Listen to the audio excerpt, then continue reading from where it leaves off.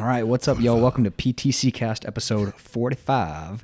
Today, Chris and I go into workout splits and adherence around those workout splits. We answer a couple questions at the end as well. Peck, pop, and drop. Yeah. It's brought to you by ProgressThroughChange.com, where you can get your 4 easy habits for fat loss guide.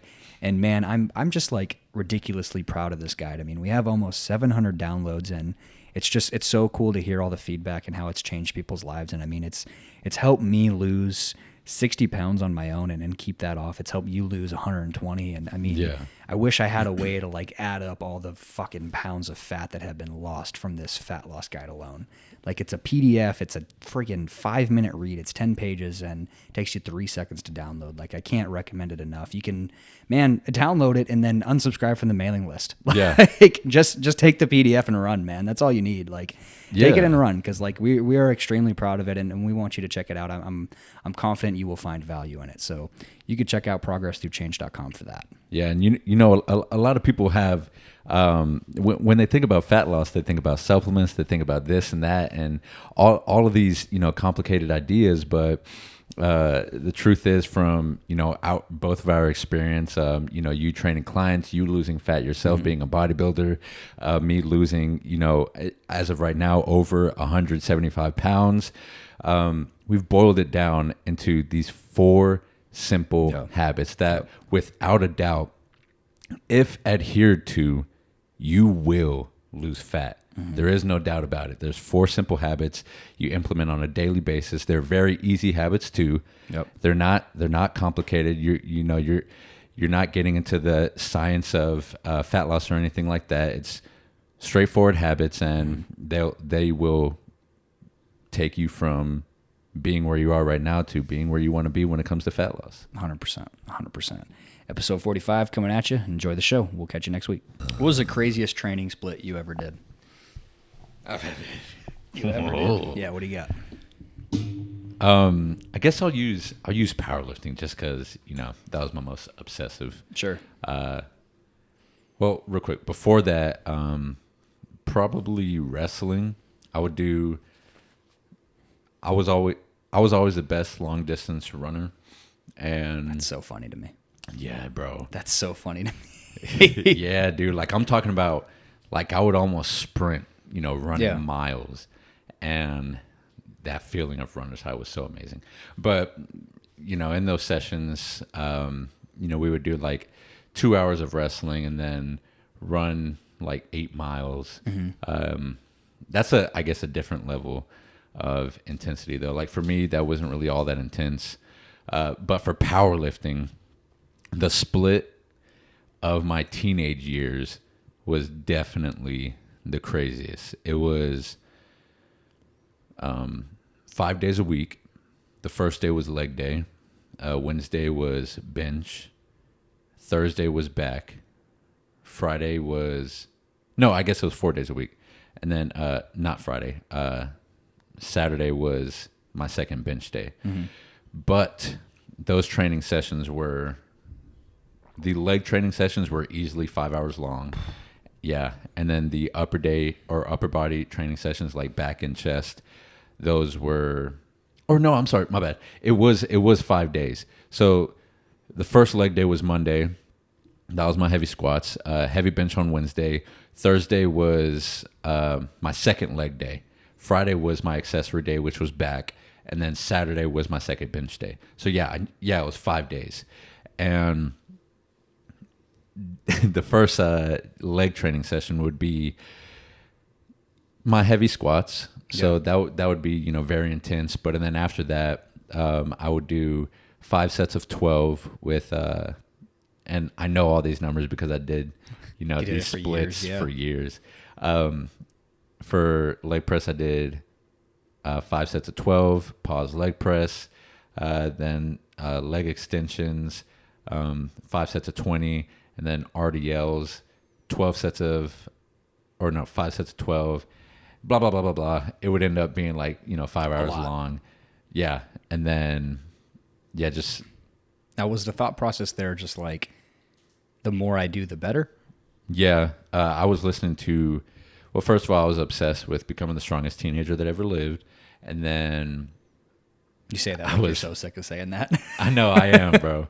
And then I was also like emotional damage. Sure. I was emotionally damaged during that time. So that was my output to get all of that out of me. It was more than just working out. Yeah, exactly. And so every single rep of every single set was like, you know, pedal to the metal. Yeah. I'm talking about like death metal in my ears.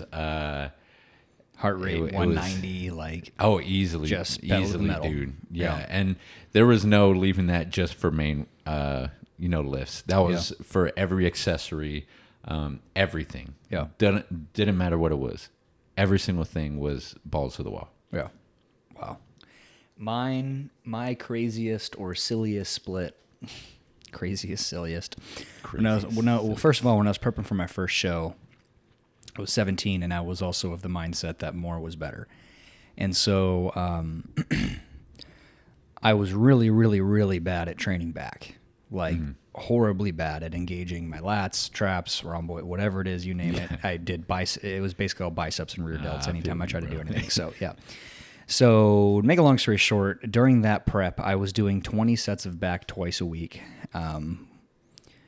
while I was eating anywhere from like 14 to 1,600 calories a day. So I was lifting, So at its worst, I was working out 13 times a week. I was weight training 7 days a week and doing cardio 6 days a week. My calories were anywhere from 14 to 1,600, maybe 1,700. I was at 14,000. Yeah, I was basically starving myself while doing all that, man. Yeah, I was basically, I don't know how I wasn't just emaciated. I mean, I had very little muscle anyways, but I am so surprised I didn't have even less than that. Yeah. But yeah, man, it was just the thought process of like, I got to do more. And more isn't necessarily like always bad, but it's definitely not usually the right answer because more shit is just more shit. So that was the craziest for me, man. And it was basically, I don't remember what the actual split was. I think it was like push-pull legs, push-pull arms or something like that. I think it was push-pull legs, arms. And then I would just assume I was fresh the next day. Assume, yeah. But yeah, assume I was ready the next day. Yeah. And then I'd be doing like an hour of Stairmaster for those cardio sessions. I mean, it was stupid, man. But, really what I wanted to dive into today after kind of explaining all of that was like, what is the right place to start? What is the right amount? What is the right number or, days per week, time in the gym? Like where do you start? And so my number one thing when I'm talking to like a new client or someone who's looking to get started is, what can you commit to and how important is it to you? And that's not a loaded question. Sometimes I feel like if I say, how important is it to you? People think that I want them to say, oh, it's the number one thing right now. It's more important than my kids. It's more important than my job. It's more important than my spouse. Like, and none of that is true. Yeah. Or none of that should be true. Yeah. But anyways, where I was going with all that is like, look, adherence is the base of all of this, man. So, if you want to feel super hardcore and say that you want to work out 6 days a week for 90 minutes each time, that's great, but you better be able to do it. You better be able to recover from it. You better be able to put that much time in. I mean, you're talking about like 10 to 12 hours a week in the gym. You're talking about basically like a part-time job at that point. And so I always try to start with like, okay, what is the smallest amount that you can commit to confidently? For most people, that's going to be like 2 to 3 days of like 45 to 60 minutes, maybe upwards of like 75 to 90 minutes if you're doing cardio as well. Yeah. And I'm talking, kind of general, middle of the road, average Joe. Because at that point, it's not really getting, or it shouldn't take up too much of, your life. Right. Three sessions a week. Right. Like you said, 45 minutes to an hour. A lot of people can just replace, watching TV or, chilling with something or with that. And by the end of it, they should feel good. In my opinion, you should be able to create a great physique, feel healthy, feel strong as more of a hobby than a part-time job. Yeah. In my opinion, that should be well doable for most. And I think, again, the biggest part of that is adherence or structure because, again, look, if you can work out 6 days a week, great. But if you can work out 3 days a week and get your sleep in, get your food in, maintain your relationships, show up to your job, not be brain dead for everything else in your life, why don't we do 3 days a week to start? And then maybe we can go 4 days a week. Maybe we can go 5 days a week, you know, but to me, there's no point in biting off more than you can chew right off the bat. So from that point, depending on, you know, who the person is or where they are, like one thing you have to really pay attention to as well is like stress, sleep, food, stage of life, and current scenario. So stress, if you're someone who has no day job, you're living with your parents, you're a spouse, I don't know, whatever your scenario is, like you might have very low stress. If you're someone who is a high performer, works 80 hours a week, you might have very high stress. If you have 5 kids, you might have very high stress. If you have 1 dog, you might have lower stress. So, you know, those are important variables to keep in mind, man, because at the end of the day, training is stress. You might perceive it as a stress release, but training is stress to your system. So if you're already full of stress 90 hours out of your 128 hours in the week, it's probably not a great idea to add another 10 hours on top of that. That's a good point. So yeah, so that's an important variable. I don't remember all the other ones I broke down in how in order, but sleep is going to be the next one. So if you're someone who struggles with sleep and you're sleeping 4 hours a night, 3 hours a night for whatever reason, you probably shouldn't be doing 10 sets of deadlifts. You probably shouldn't be doing, you know, heavy sets all the way to failure 10 times a week or something silly like that. Like you're going to need to be pretty smart with your programming. If you're someone who's sleeping, you know, 9 to 10 hours a night, you might be able to go a little bit harder, man. You might be able to do a little bit more.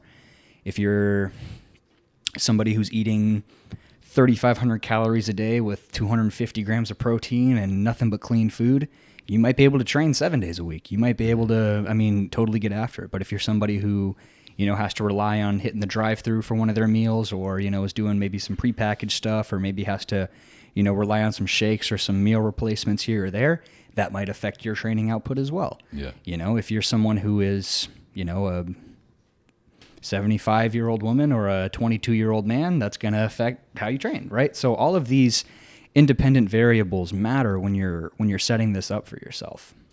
And then a lot of these variables, they may not be obvious from the get-go. Yeah. So I really like the idea, like you were talking earlier, is even if, you know, you think you can maintain the 6 days a week. Yeah. Like what would be the issue of starting at the minimum standard? Yeah. So that you can completely understand where you're, or what you're capable of doing. Yeah. Because if you're not okay with that, well, you can always ramp it up in, you know, a couple weeks from now. Yeah. And you can ramp it up slowly so that it doesn't interfere with those other things. And maybe, you know, if you do ramp it up slowly, then you'll be able to see whenever it does start causing problems. You know, if you start off these 6 days a week and all of a sudden, you know, 3 weeks down the road, you're just like crashed and there's no way you can keep up with this 6 days a week. And not only that, you're feeling like way more stressed, and then your sleep is going down, and you know you're starting to go out to eat fast food more because you are stressed, and it's time to make a change. Yeah, well, at that point, where do you change? You know, like you've started off up here, you don't know what to take out from up here, so more likely than not, you're just going to get rid of the training completely. Yeah, and then you're going to be back, you know, at square one. Yeah, so.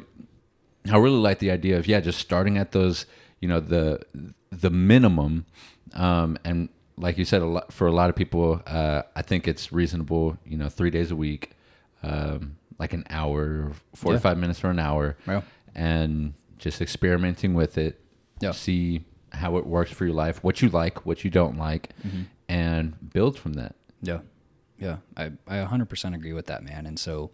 You know, I think a big part of that whole process as well is quantifying results and your expectations around those results. So again, you know, reverting back to that first question, you know, how important is it to you? How much time can you dedicate to it? Well, you know, there's nothing wrong with being someone who maybe only has 2 days a week for 30 minutes at a time right now. You know, maybe you're looking to just stick your big toe in, or maybe you have 100 different other commitments, or you know, maybe you're nervous about the process. I don't know, but maybe that's your starting point. It's like, look, okay, whatever, if you're doing enough to cause a stimulus, you're doing enough to make progress. And it's hard to say what those numbers are going to be specifically, but you know, you're probably not going to be dropping crazy amounts of fat or building crazy amounts of lean tissue training 2 days a week for 30 minutes at a time, but it can be done. And so my point being there is you have to create kind of some expectations for yourself, because if you're thinking, I'm going to dedicate 2 hours a week to this, or an hour a week to this, if we're talking about twice a week for 30 minutes, you can't really expect to see, the biggest changes in the world. Yeah. Now, you can still make progress. You can still lose a couple pounds here or there. You can still build strength. You can still improve your cardiovascular capabilities. I mean, you can still do a whole lot, but it's important that you understand that going into that, like, okay, this might not be the solution for my long-term goals, but this might be where I need to start. And Right now. that's okay. And there's nothing wrong with that. That's, to me, it's like if we're looking at this 1,000-step journey, you might as well start taking steps, no matter how small they are. If it's one at a time, that's great, because every step's one at a time, right? Pace doesn't matter, direction does. So in my opinion, that's something important to keep in the back of your head, because someone who is only able to commit that much compared to someone who is able to commit that 6 days a week for 90 minutes at a time, they might notice more drastic changes quicker. Definitely. And so again, part of that is, are they actually capable of that, or are they biting off more than they can chew? Because again, let's say you go with that 6 days a week, 90 minutes of training option, but you're someone who's sleeping 4 hours a night, eating 1,500 calories a day, hyper stressed. Like, I promise you that's going to do more damage than good. You're going to crash fast, and you're going to crash hard. Yes. So it's finding this literal Goldilocks zone of like, okay, what can I commit to? What am I capable of? And what do I actually want to do? And you find this mesh there of, here's where I am, here's my path, and here's what I'm going to stick on. And then I'm going to see what happens. I'm going to check out my weigh-ins in a week. I'm going to check it out the mirror in a week. I want to see how things have changed or how things have pivoted based off the things I've been doing. And from that point, well, if 3 days a week and an hour at a time feels kind of easy, and maybe I could crank this up a little bit, let me try 4 days a week at an hour at a time, or even, let me go 3 days a week for 75 minutes. I'll just add a set to everything. I mean, you can play with it different ways. And again, adherence being the baseline to that pyramid, man, it's like, use that first. Yes. There was a long time where I trained 5 days a week, and I didn't train on Mondays and Wednesdays because I had anywhere from 12 to 14 clients on those days. So if I'm going to be on my feet training people for 12 to 14 hours, it probably makes the most sense for me to take Mondays and Wednesdays off. So for me, that was my way of keeping my adherence to where it could be, but adjusting around my life personally. Kind of another example of that might be a little bit of a tangent, but like right now, I train first thing in the morning on an empty stomach. Yeah. I do have some supplementation I'm using, some EAAs and some creatine, glutamine, and just caffeine, and some other things like that. But where I'm going with that is, like, my goal right now is to build as much muscle as possible. And if we're going to sit here and talk about the conversation of optimal, doing that on an empty stomach is not optimal. Yeah. But working the hours I do with the schedule that I have and the way my priorities line up, it's best for me to work out first thing in the morning on an empty stomach. So I look into some supplementation to pivot around that. I look, how do I work my meals around that? I work it that way. Even though it might be better for me to have 2 or 3 meals in me and train in the afternoon, that's just not realistic with work. That's just not realistic with my relationship and the way my life is structured. So I train first thing in the morning because it's what's going to be most optimal for me personally. Optimal is kind of a loaded term. It's more so what is optimal for you within that boundaries of adherence, man. Yeah, and I like that we're talking about this too, because in the beginning it's almost like we're telling this just for beginners. Hey, if you're a beginner and you're looking to actually get into starting a training regimen, this is what you can do. Right. But it's not just for beginners. It's for everybody. For people like you, people like me, it's for everybody. Powerlifters, even up to the highest performing athletes that I've talked to in the powerlifting community. They do what works for them. Right. They don't do the idea of, okay, I want to be the best of the best, or I want to achieve this. Let me work out 6 times a week, no matter what.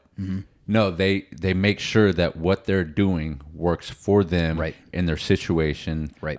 Where they are in life right now, whatever their priorities are. Right. They just make sure that it works for them. Yeah. And so no matter where on the list training is as a priority for you, as long as it's realistic and doing it in a way that is beneficial and yet, like you said, like something that you can adhere to, I think it'll always work out for the best. I agree. And, I said that I used this phrase in the last podcast, man, but there's multiple ways to skin a cat.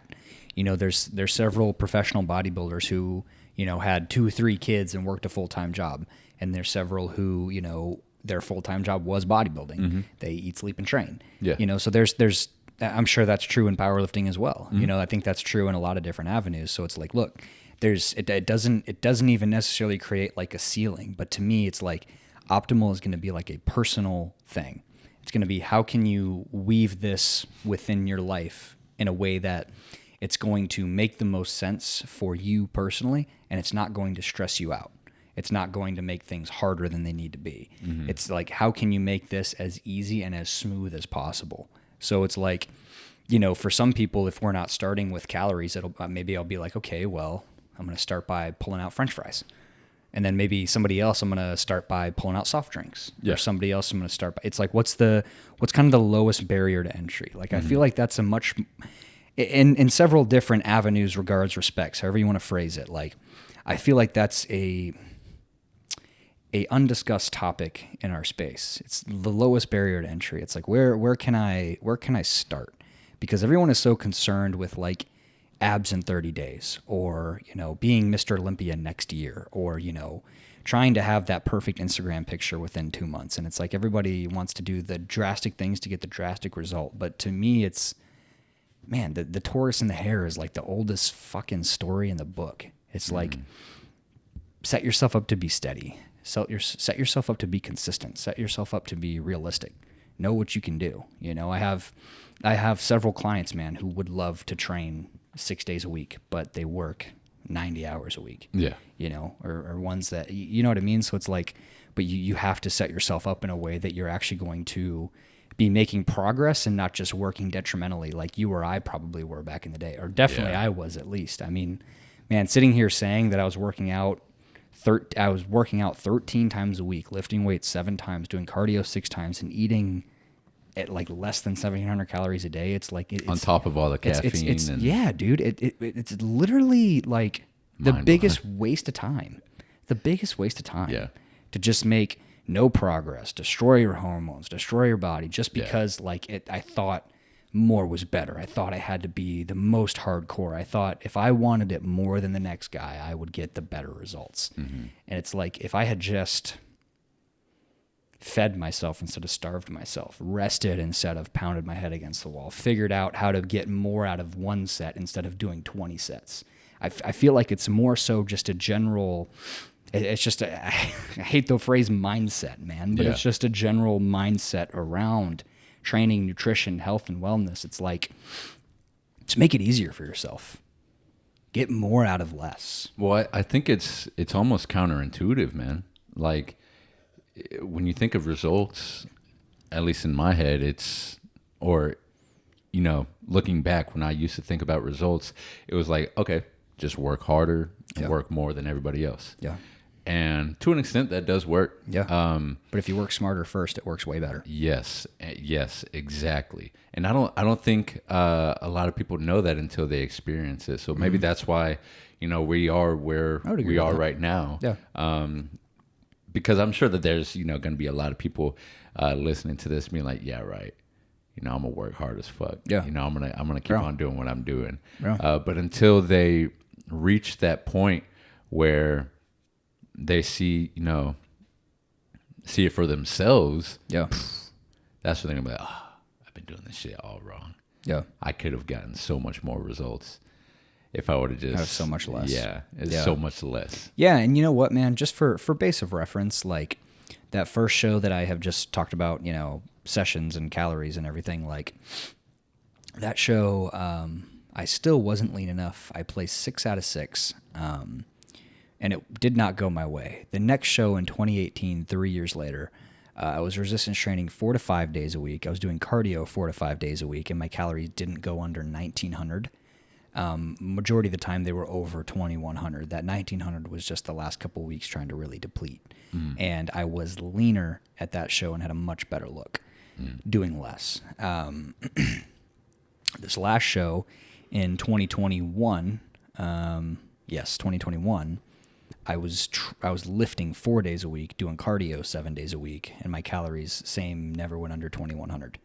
And maybe they went slightly under that for some points, but again, same thing. Was leaner, looked better. Mm-hmm. You know, it's again, the solution is not always pound your head against the wall, do more. Sometimes it's what's going to be the best move, not the hardest move. Yes. Yeah. Mm-hmm. Yeah. And it's funny. I think it's also, in a way, it is the harder move. Mm-hmm. You know, thinking for the best move. Yeah. Because I don't know about you, but it's easy to work hard. It's easy to go into the gym, give it all you got, and that's why I picked bodybuilding personally, over powerlifting. exactly. I don't remember if I said that this podcast or last, but yeah, because that's it's why tougher. Well, no, I picked bodybuilding because I get to be pedal to the metal every session. I don't have to hold myself back at all. Exactly, it's tougher. Like having it's much harder. Be keeping strategic yourself, with it, and you know, wait to especially get the that days result. you feel like you could hit it harder, or the days you feel like you have more. It's like it's so hard to keep it reeled in to an extent. You know, you have to again toe that line of like, okay, yeah, we can push it, but it doesn't mean anything if I'm not going to get some sleep tonight. It doesn't mean anything if I'm not going to go eat a steak after this. It doesn't mean anything if I'm not going to do my other prerequisites first. And if I can't do those prerequisites, I need to adjust what I'm doing in the gym. Yeah, I remember back, just, you know, a reference as to why this shit doesn't work. Back in the day when I would powerlift as a super heavyweight, you know, I would start at 6 p.m., take like 3 scoops of pre-workout. Sure, I would kick ass in the gym, but I wouldn't go to bed until about 5 a.m. And I'd be fucked. Then you're up for school the at next 7 day. a.m. Yeah, you're exactly. Not even sleeping at that and point. Getting I think I had a 1.4 GPA in school. Oh my God, man. Yeah. Dropped out, and the point is, like, I could have done that way better, you know? Like, that's the same with the gaining 220 pounds. That was a very short term gain thing. Yeah. And it's, you know, you look at people like, or in my case, you know, you have me gaining the 220 pounds and achieving what I achieved. Cool. What now? And then you have somebody, you know, in my eyes that I feel like did it right, like Andrew Hawes, 220, slowly built up. Sure. Right now he's 24. He's, I think he was like 307 pounds or 311, and just beat Eric, if you don't know him, Eric Lillybridge's total, which is, Oh, wow. Yeah, like The Cube Method guy, yeah? Huh? It's Cube Method guy. No. I think that's I don't remember his. Anyways, Brandon Lilly. Yes, That's Brandon my bad. Lilly, Yep, yeah. sorry, go on. But regardless, he did it the right way, and he Sure. did it, you know, the longer way, and now he's on the road to, you know, break even more records. I'm glad, man. I'm glad you said that because you know I've always thought like, you know, I'm gonna use the phrase "easy come, easy go," and when I say that, I don't necessarily mean like easy, but maybe quick or maybe fast. And it's like, you know, you see bodybuilders that, you know, abuse the hell out of PEDs and they show up on stage and they look incredible, but then in the off season they don't even look anywhere close to themselves. Completely. Yeah. You see people do a 30-day juice cleanse where they lose fucking 30 pounds. They shit out 30 pounds and they get dehydrated. And then they eat a bagel and then suddenly they're 35 pounds heavier. And it's like, okay, well, I guess you didn't really lose that weight. You just Tricked yourself. you just pissed a lot. Yeah. Like you didn't, you know what I mean? And so, you know, and to make a comparison there, you know, you said you did it the wrong way. Well, it's like, you know, and again, I know it's not something you're doing anymore, but I wonder if, you know, if you wanted to pursue powerlifting, if it would have been easier for you to hold on to that size had you stayed there longer. Whereas with Andrew taking that you were just talking about, taking the approach of, you know, whatever, adding 20 pounds a year or something like that. Like I definitely would think that that's something a little bit more sustainable because it's, you spend more time there. It's not such a leapfrog effect. You know what I mean? Yeah. So I feel like that's true in every avenue, man. Like the amount of times, and I really don't ever want to take anything away from anyone. So I don't ever mean to sound like a jerk when I say this, man, but like, you know, you see things like lost 15 pounds in 28 days. Man, the first thing I think is like, yeah, what are they going to look like in another 28 days? Because probably not the same. You know, best case scenario, they'll probably keep off 7 or 8 of those pounds. Best case scenario, and then that's a great month, man. I'm not knocking that. But the point there being is, it's like when we get so obsessed with these like short time frames or like balls to the wall approaches, like it's been said many times, man, but it's just not sustainable. It's just not realistic. You know, like I'm such a man, and even the older I get, like the value of simplicity and consistency are just unmatched in this space. You know, everybody is so concerned with like, you know, doing the 17-degree dumbbell press to target the clavicular fibers of the upper pec. And it's like, sure, man, great. But like, if you just add 10 pounds to your bench press, your chest would get bigger. You know, or if you just, you know what I mean? It's like we get, and there's nothing wrong with like the fine tooth comb stuff. There's nothing wrong with the like, you know, specific nutrient timing around training. There's nothing wrong with any of that, man. But it's like, sometimes I really think we miss the forest for the trees. What's the goal? We buy a fat burning supplement before we buy creatine. Yeah. You know, we do a juice cleanse before actually looking at your diet and tracking calories. We'll pound 2 scoops of C4, but we won't drink 120 ounces of water. Yeah. You know, it's things like that, man, that it's like, look, we'll fit our macros, but we'll do it with bullshit food sources. We won't, you know, eat chicken and rice and steak and beef and, you know, veggies and fruits, and you know what I mean? So it's like, sometimes I really think we miss the forest for the trees by trying to be the most hardcore or the most optimal, or really just trying to like play the system to us. Well, I mean, yeah, and I think it's appealing because, you know, if you look... Yeah, of course. Of course, yeah. We are all beings of instant gratification, man, but I'm practically trying to make it PTC's mission to tell you that's all bullshit. Exactly, because at the end of the day, we have a goal. And if, let's say, you know, you look at weight loss. Let's say you're 220 pounds and you're trying to get down to 180. So 40 pounds.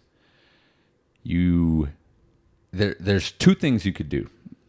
You could be 180 pounds for the rest of your life. That's one goal you can look at. Or you can look at, okay, let me do this juice cleanse. Let me maybe 180 for an Instagram picture. Let me hit this 180 mark Yeah. so that I can post in you know, all of this stuff. But what'll happen is you'll do everything to get to that 180 as quick as possible without actually getting any real habits and routines and all of that stuff to maintain that. Yeah. It's like a facade, man, Yeah, unfortunately, I because agree. it looks like that's the real goal, you know? Yeah. Like, why would that not be the real goal, to lose it as fast as possible?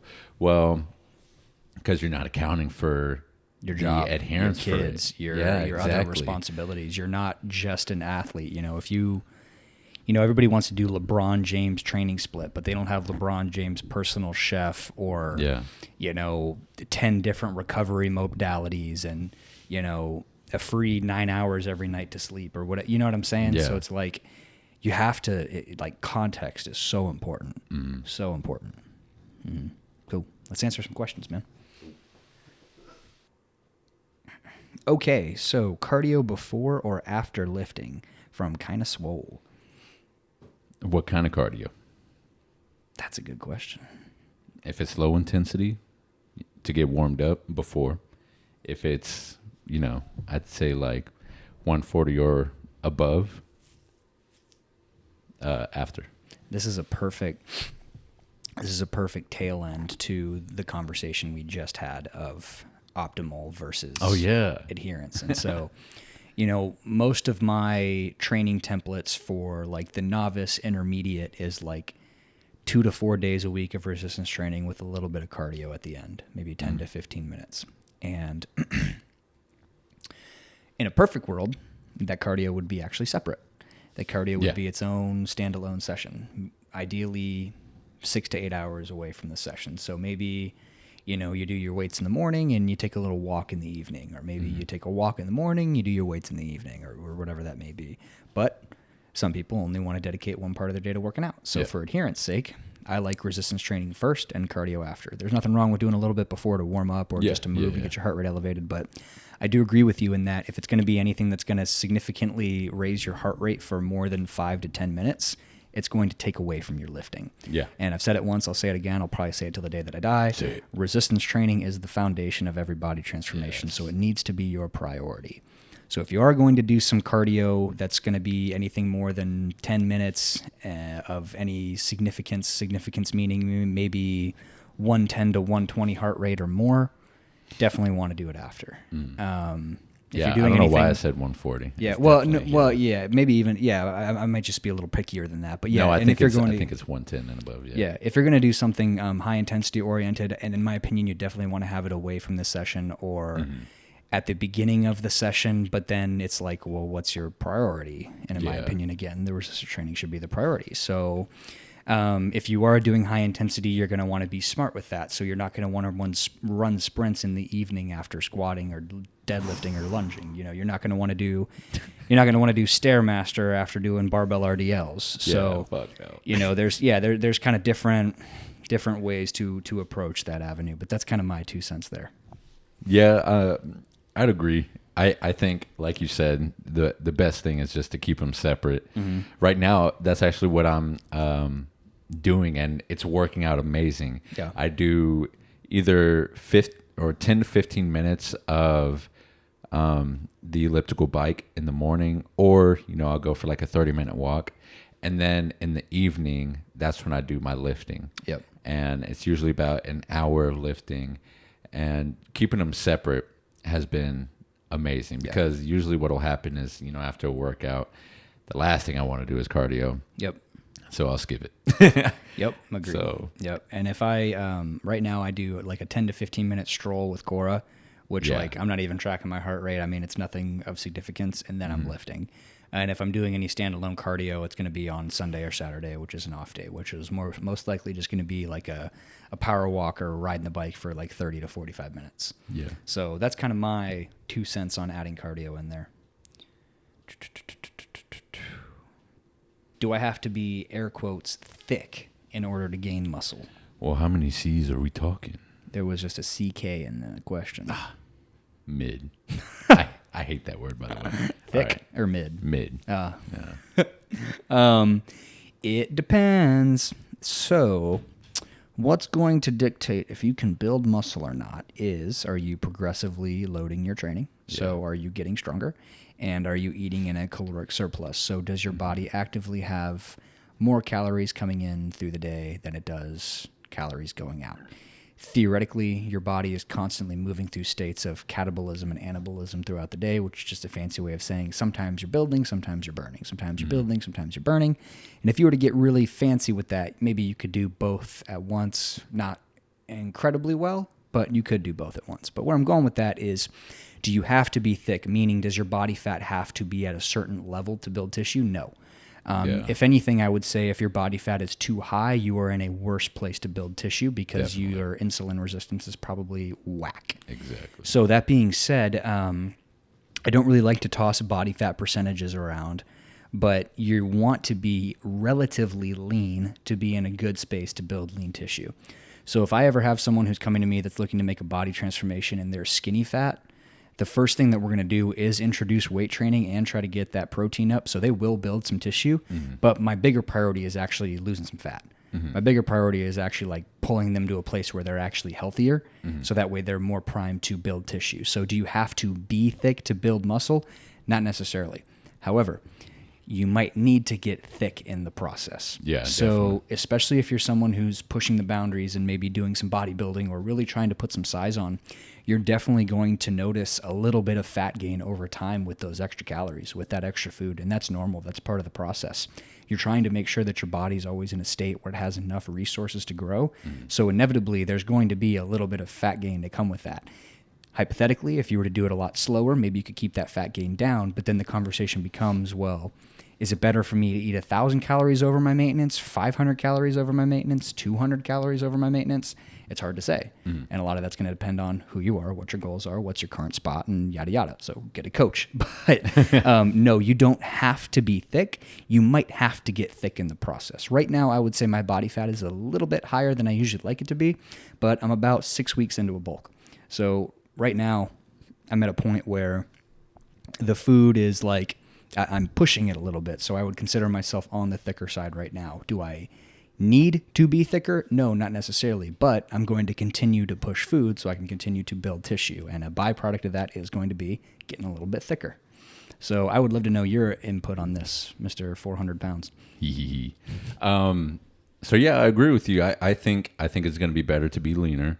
And the reason for that is because if I wanted to get swole at 300 pounds, guess what? I'm going to have to wait, or I'm going to have to, gain more weight. You have to eat 12,000 calories a day or something ridiculous like that. Yeah. And, unless I guess you want to get bigger at that point, it's just not going to look good. It's not going to feel good, But if you're lean and you are taking those excess calories in order to grow, so for that specific reason, it's going to be a lot better than if you're already, a big boy. And I don't know, because I feel like at that point there may be a conflict of interest, because if you're big and you're trying to look more muscular, well, you probably need to get leaner. Depending on, how much fat you have and how much muscle you have. Usually the way I like to guide people on this, because I truthfully believe it's an individual answer, but I am of the opinion that if you are someone who puts a significant amount of time, effort, energy into all of this, fitness, wellness, whatever, at any time you should be able to take your shirt off and feel comfortable about it. You might not need to be peeled to the bone. You might know it's not your best look, but you should always be comfortable enough to take your shirt off and feel good about it, at least halfway decent. Again, you don't always have to feel like it's your best or like you're peeled to the bone. I'm definitely not right now, but I know I'm at comfortable. You should be at a healthy enough body fat where, you could comfortably take your shirt off and not feel, self-conscious or bad about it, And that's, again, going to vary person to person. And if you're someone with some body image issues, that might not be the best guidance there, but definitely something that I think can help in the back of the brain. And one thing that you kind of touched on that I'd like to elaborate on a little bit more as well is like, when you're leaner, man, it's likely your cardio is a lot better. And when your cardio is a lot better, man, you can handle much more. You can recover more between sets. So, if you're someone who, and I'm totally throwing numbers around here, but just for sake of conversation, if you take a guy who's 10% body fat and a guy who's 20% body fat, and they're doing the same amount of volume, same sort of intensity, same strength, if you just, for sake of conversation, say everything is the same, the guy who's 10% body fat is probably going to be able to do more work in less time because his cardio is probably better. His heart is probably stronger. He probably recovers from things much better. He can probably get his heart rate up and down a lot easier than the guy who's 20% body fat. It's going to be a little bit harder for him to get his heart rate up and down on his own. So, or it'll be easy for him to get it up. It'll be hard for him to get it down. Exactly, yeah. So that's one thing that I've noticed as well is like, man, whenever I'm prepping for a show, like I'm like, dependent upon the set, exercise, whatever, but it's like I feel like I'm chopping my rest periods down pretty significantly. It feels good, right? Yeah, man, just from doing that cardio and from actually being in shape. So, I'm of the mindset that like, there's nothing wrong with a little bulk. There's nothing wrong with being on the thicker side and gaining some weight. Nothing wrong with that at all. But in my opinion, you should never be too far from healthy. You should always be able to feel like you are someone who dedicates time, effort, and energy to their health. Because if you're this deep into this podcast, you're probably someone who dedicates energy to their time, health, and well-being. Yeah.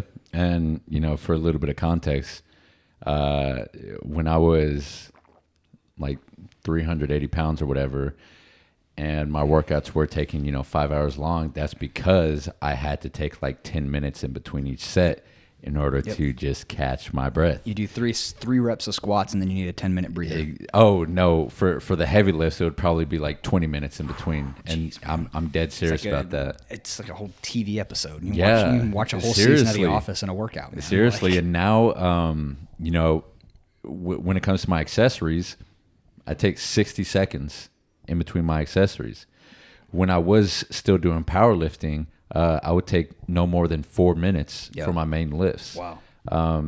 And I would feel better going into those. Yeah. Like I would feel, still very energized, as to when I was big, I would have to, pump myself up for each one because, I didn't have the energy. Yeah. Not to mention, like you were saying earlier with the insulin sensitivity, not a lot of people think about that. Like your body fat and the level of shape you're in literally affects the way your body uses the food that you bring in. Mm-hmm. And I think that that's a bigger issue than most people think. And I think a lot of people have issues with their insulin, and being leaner helps with that, man. Mm-hmm. Like I think about, and it's always funny to think about this, but when I was bigger and I ate, I had to take an hour nap after I ate. Yep. Like there was literally no choice. I would fall asleep. Yep. Whether that was because, I was becoming a diabetic or whatever, regardless, every time that every 10-pound increment that I lost, my insulin sensitivity, I could tell got better and better to the point where I no longer felt tired, That's awesome. after I was eating, and it actually felt like I was fueling my workouts or my life in general. Yep. And when you're on that leaner side as well, you also sleep better, which is a whole nother rabbit hole to dive into. But I mean, sleep apnea, baby. Man, for most people, sleep is like the limiting factor. Oh yeah. Sleep is really like the key component they need to address. So, but cool. All right, man. Let's wrap this one up there. Yes, sir. Thank you all for listening. We'll catch you next week. Peace. Peace.